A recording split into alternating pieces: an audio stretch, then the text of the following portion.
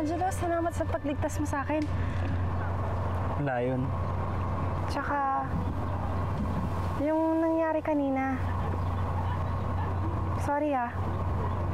Ako nga dapat ang humingi ng apology sa'yo kanina dahil hindi kita dapat pinagtaasan ng boses. But I'm glad you're okay. Ay kung nasagasaan ka kanina, hindi ko alam kung mapapatawad ko sarili ko. Bakit mo naman sisisihin ang sarili mo eh? Ako naman yung tumatawid ng kalsada, hindi ikaw. But I made you do that.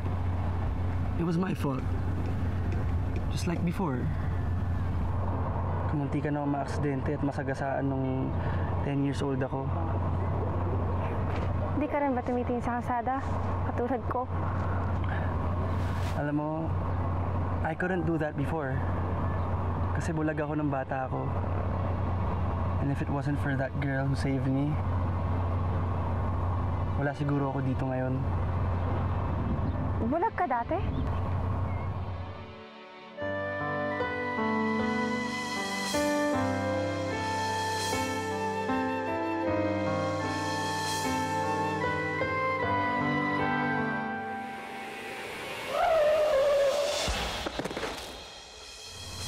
Alam mo, may nakilala din akong batang bulag dati. Tumatawid din siya sa kalsada.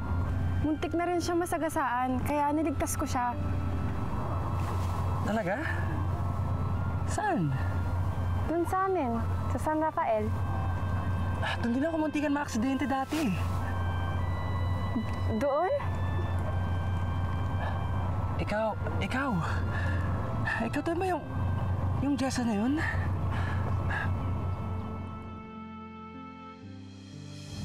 Ako nga pala si Jello.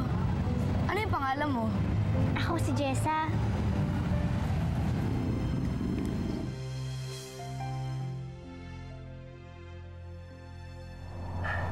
Ikaw din nga yung nagligtas sa akin dati.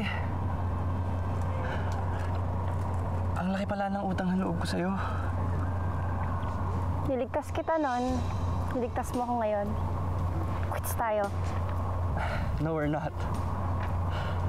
You saved me twice, remember? Yung pangalawang beses ay nung bago kita hinire bilang personal assistant ko. Eh, guardian angel ata kita eh.